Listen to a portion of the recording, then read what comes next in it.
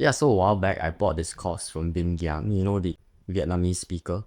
So I went through the mindset module. It's about 1 hour. Quite a few mindsets, but I'm gonna focus on one of them. Beliefs dictate your results.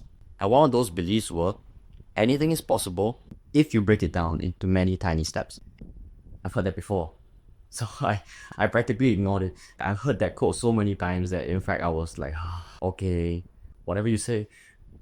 I kid you not, later on in that day, I was supposed to go fishing with my friend. So I knew, okay, let me just phrase this first. I knew that we were not going to catch anything. So I went over, met him, but I knew that, so I brought my book with me. If you notice from the background, you're gonna notice that one of the books is missing, and that's why. So I brought one of the books with me to go meet with my friend Andy. We went fishing.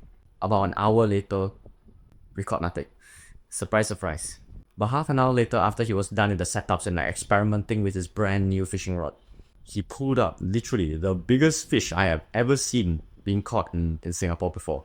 And I go fishing quite a fair bit. Pulled up a fish about this size.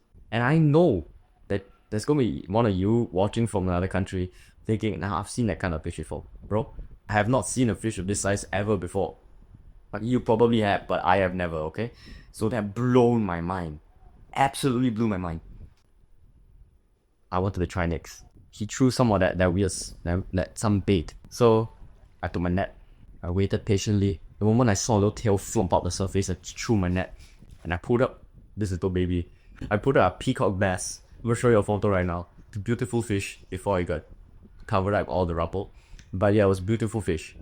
Way too small to eat, so I just threw it back into the water.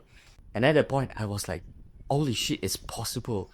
By the way, that peacock bass was already bigger than most of the fish I ever. In fact, it was bigger than all the fish I've caught before in the past already. And I was mind blown. I was absolutely mind blown. I was like, I'm gonna do this again. So I waited 10-15 minutes until I saw another tail flop near the surface, somewhat close to me. I threw it again. This time I caught another fish. A zebra tilapia, about 1.5 times the size of the peacock bass. It's around the size. I was baffled. I was, holy shit, it's actually possible. I thought it was like the lucky try. It was actually possible. And with that, all the momentum and the tension that's already built up, I released that fish. It's too damn small to eat anyways. I reeled back my net and I waited again. This time I wasn't even looking at the book anymore, okay? I was straight up just sitting down there. I've got time lapse. I'm gonna throw the time lapse on. I was sitting down there just waiting, looking around for any possible tail flops on the surface.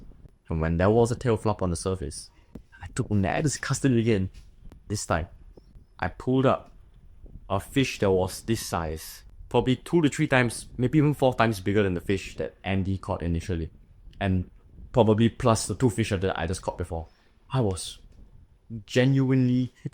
I need to stop using the word mind blown, but that was the only other word I could use to describe this right now.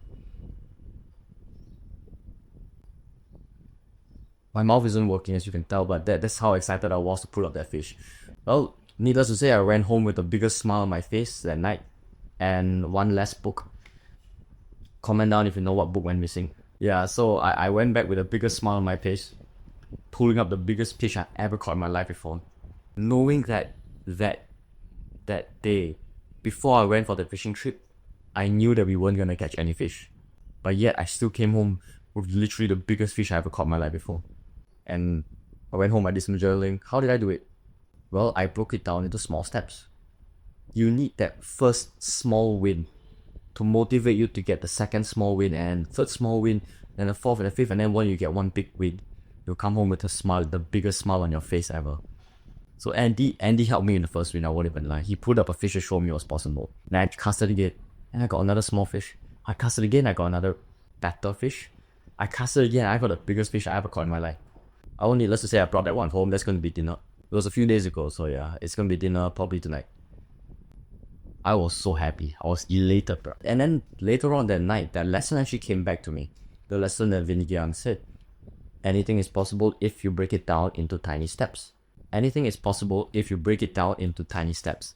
That used to be wind past the ears at one point. And now it actually goes through, and now I actually processed it. Because I had a small win and I understood what it means.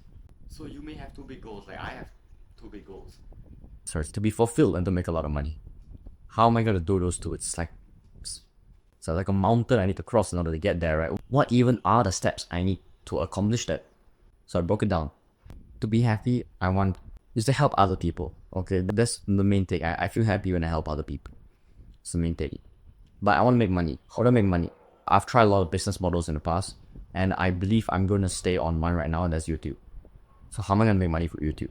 Well, eventually I'm going to launch a product. I don't know how. I'll find some way when I get there. But if I go down the smaller steps, if I take down the steps a little bit smaller, I can post consistently. I can learn. I can edit my videos even better.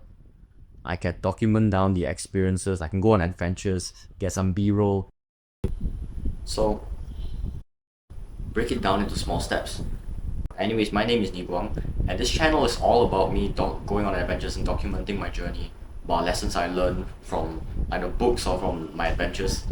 And I want to share them all with you because I know that two minds learning is going to be better than one mind learning, you know? That's pretty much it for today's adventure. Go check out the rest of the videos on my channel. And yeah, cheers bro.